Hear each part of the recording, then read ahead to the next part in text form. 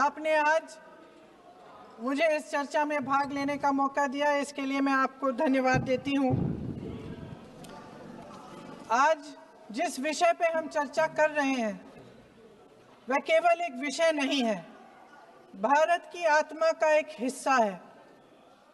हमारा राष्ट्रगीत उस भावना का प्रतीक है जिसने सोए हुए, गुलामी में सोए हुए भारत के लोगों को जगाया, जिसने उन्हें हिम्मत दी कि ब्रिटिश साम्राज्य के सामने खड़े होकर वह सत्य और अहिंसा के नैतिक हथियारों के साथ सामना कर पाए। आज ये चर्चा एक भावना के ऊपर है,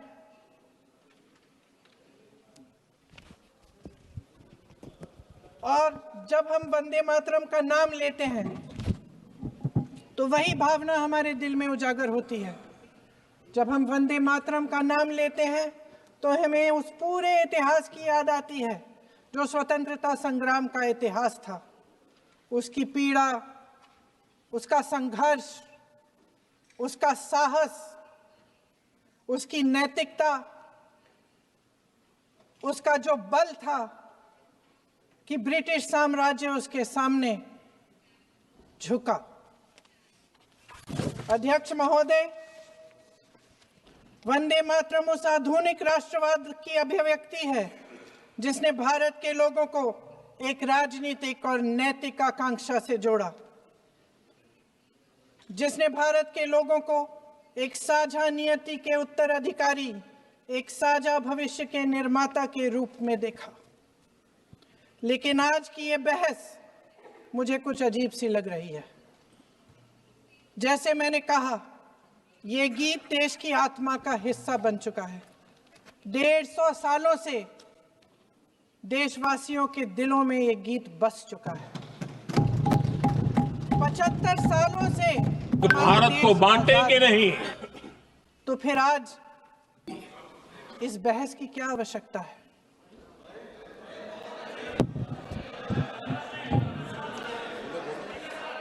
हमारा यहाँ मकसद क्या है? जनता से हमें दिया गया दायित्व, जनता का विश्वास, उनके प्रति हमारी जिम्मेदारी, हम किस तरह से इसका इस्तेमाल कर रहे हैं, हमें ये सोचना चाहिए।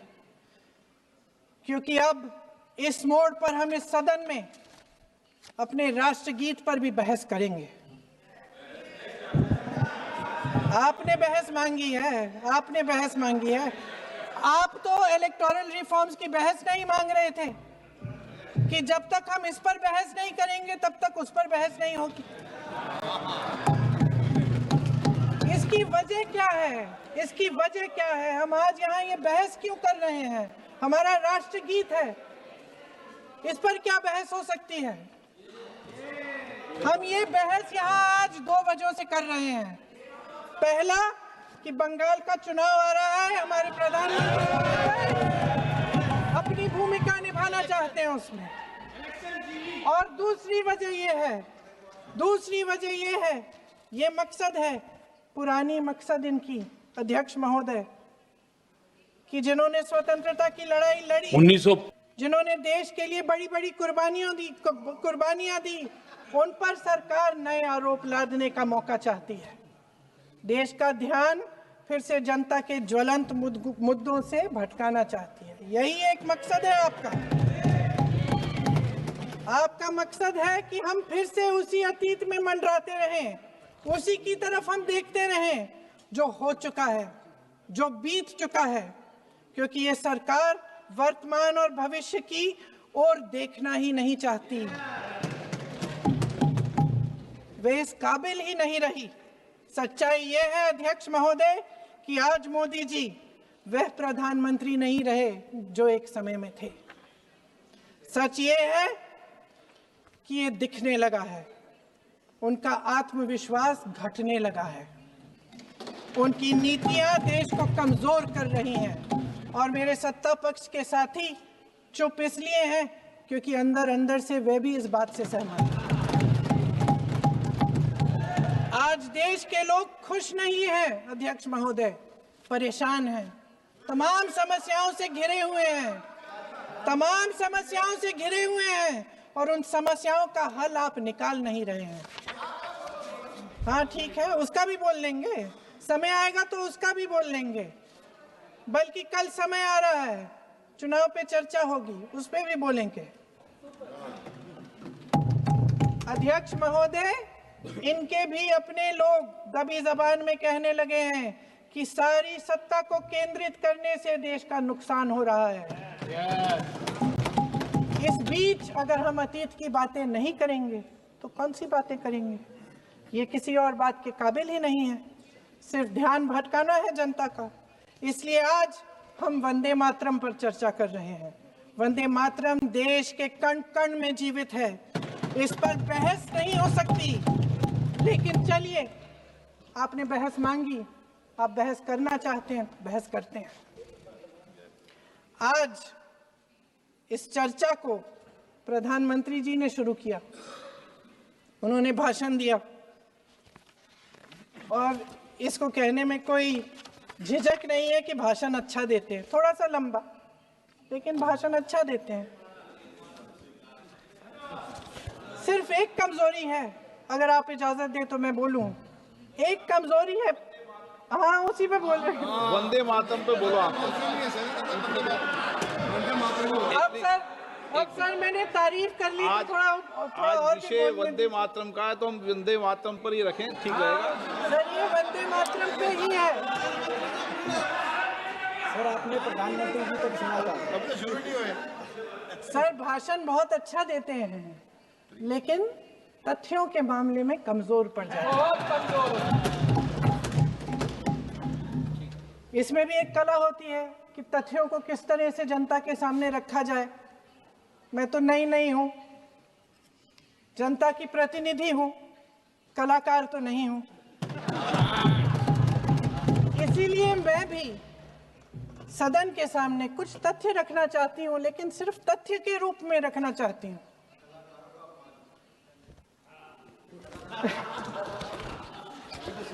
मैं उदाहरण दूं, उदाहरण दे देती हूँ। सर मांग रहे हैं सर वंदे मातरम के बारे में, वंदे मातरम की जो सालगिरह पे आपने एक बड़ा कार्यक्रम आयोजित किया था, उसमें प्रधानमंत्री जी ने भाषण दिया। उसमें उन्होंने कहा कि 1896 में पहली बार गुरुदेव रविंद्रनाथ टैगोर ने ये गीत एक अधिवेशन में गाया। उन्होंने ये नहीं बताया कि कौन सा अधिवेशन था, महासभा, हिंदू महासभा का अधिवेशन था, आरएसएस का अधिवेशन था। किस बात से कतरा रहे थे कि ये कांग्रेस का अधिवेशन था? और उदाहरण दूं कि मैं अपना भाषण जारी रखूं? दे रही हूं। जो वंदे मातरम की जो क्रोनोलॉजी है वो भी आप समझिए, जो असली क्रोनोलॉजी है। 1875 में महाकवि बंकिम चंद्र चट्टोपाध्याय ने इस गीत के पहले दो अंतरे लिखे, जो आज हमारे राष्ट्रगीत घोषित हुए हैं, मतलब जो घोषित हुए थे और जिसको हम आज अपना राष्ट्रगीत कहलाते हैं। ये पहले दो अंतरे लिखे 1882 में। 7 साल बाद उनका एक उपन्यास प्रकाशित हुआ, आनंद मठ। उस उपन्यास में यही कविता उन्होंने प्रकाशित की, लेकिन इसमें 4 अंतरे जोड़ दिए। 1896 में कांग्रेस के अधिवेशन में गुरुदेव रविंद्रनाथ टैगोर ने पहली बार ये गीत गाया। 1905 में बंगाल के विभाजन के खिलाफ आंदोलन के समय वंदे मातरम जनता की एकता की गुहार बनकर गली गली से उठा। गुरुदेव रविंद्रनाथ टैगोर जैसे महान स्वतंत्रता सेनानी इस गीत को खुद गाते हुए बंगाल की सड़कों पर उतरे। विद्यार्थियों से लेकर किसानों तक, व्यापारियों से लेकर वकीलों तक, हर कोई ये गीत गाने लगा। इस गीत की शक्ति को समझिए। ब्रिटिश साम्राज्य इसको सुनकर कांपता था और हमारे देशवासी इसको सुनकर वे मन बनाते थे, वे हिम्मत बनाते थे कि इस भयंकर साम्राज्य के खिलाफ सत्य और अहिंसा के नैतिक हथियारों को लेकर शहीद होने की तैयारी करते थे। ये गीत मातृभूमि के लिए मर मिटने की भावना को जगाता है। इस गीत की शक्ति ये है, इस गीत का हमारे देश से जुड़ाव ये है। लेकिन 1930 के दशक में हमारे देश में जब सांप्रदायिक राजनीति उभरी, तब ये गीत विवादित होने लगा। 1937 में, अब ये मैं दूसरा उदाहरण देने वाली हूँ क्योंकि प्रधानमंत्री जी ने अपने भाषण में इसका उल्लेख किया और गलत किया, इसीलिए मैं इसके जो सच्चे जो तथ्य हैं वो आपके सामने रख रही हूँ। 1937 में नेताजी सुभाष चंद्र बोस कांग्रेस का अधिवेशन कलकत्ता में होने जा रहा था, उसका आयोजन कर रहे थे। तो जो मोदी जी ने पत्र सुनाया सदन में 20 अक्टूबर का और कहा कि जवाहरलाल नेहरू जी ने नेताजी को ये चिट्ठी लिखी और ये कहा कि इस पर चर्चा होनी चाहिए, उससे पहले 3 दिन पहले नेताजी सुभाष चंद्र बोस ने पंडित जवाहरलाल नेहरू को एक चिट्ठी लिखी थी जिसका जिक्र आपके प्रधानमंत्री ने नहीं किया। और इस चिट्ठी में सुन लीजिएगा,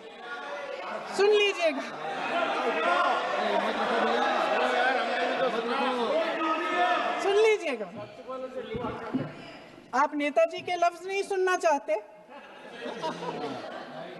बंगाल का चुनाव आ रहा है,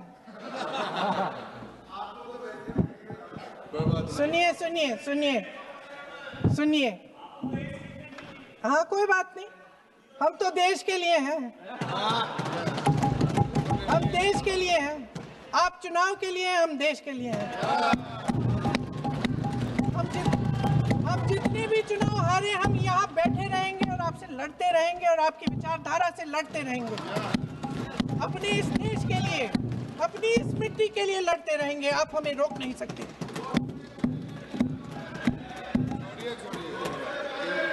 सुन लीजिए सुभाष चंद्र बोस जी ने क्या कहा, सुन लीजिए। My dear Jawahar, reference Vande Mataram, we shall have a talk in Calcutta and also discuss the question in the working committee if you bring it up there. I have written to Dr. Tagore to discuss this matter with you when you visit Santi Niketan. Please do not forget to have a talk with him when you visit Santi Niketan. ये 17 अक्टूबर को लिखी जाती है। 10 अक्टूबर को नेहरू जी इसका जवाब देते हैं और आपके और 20 अक्टूबर को, हाँ ठीक है, 20 अक्टूबर को नेहरू जी इसका जवाब देते हैं। इस जवाब की एक पंक्ति प्रधानमंत्री जी ने सुनाई, बाकी पंक्तियां क्यों नहीं सुनाई? क्योंकि उनमें नेहरू जी क्या कह रहे हैं? There is no doubt that the present outcry against Vande Mataram is to a large extent a manufactured one by the communalists. Whatever we do, we cannot pander to communalists' feelings, but to meet real grievances where they exist. I have decided now to reach Calcutta on the 25th morning. This will give me time to see Dr. Tagore as well as other friends. समझ रहे हैं आप? प्रधान चुप है तो समझ ही गए होंगे। फिर क्या होता है? फिर नेहरू जी कलकत्ता जाते हैं और गुरुदेव जी से मिलते हैं और उसके अगले दिन गुरुदेव जी एक चिट्ठी लिखते हैं जिसमें वो लिखते हैं, अंग्रेजी में चिट्ठी है, उसका एक अंश मैं आपको हिंदी में बता देती हूँ, जिसमें गुरुदेव जी कहते हैं कि जो दो अंतरे हमेशा गाए जाते थे उनका महत्व इतना गहरा था कि उस हिस्से को कविता के शेष हिस्से तथा पुस्तक के उन अंशों से अलग करने में उन्हें कोई कठिनाई नहीं थी। उन्होंने ये कहा कि स्वतंत्रता संग्राम में हमेशा से वही दो अंतरे ही गाए जाते थे और उनको गाते हुए कुर्बानी देने वाले सैकड़ों शहीदों के सम्मान के लिए उन्हें ऐसे ही गाना उचित रहेगा। उन्होंने यह भी कहा कि बाद में जोड़े गए अंतरों का सांप्रदायिक मायना निकाला जा सकता है और उस समय के माहौल में उनका इस्तेमाल अनुचित होगा। इसके बाद 28 अक्टूबर 1937 में कांग्रेस की कार्य समिति ने अपने प्रस्ताव में वंदे मातरम को राष्ट्रगीत घोषित किया।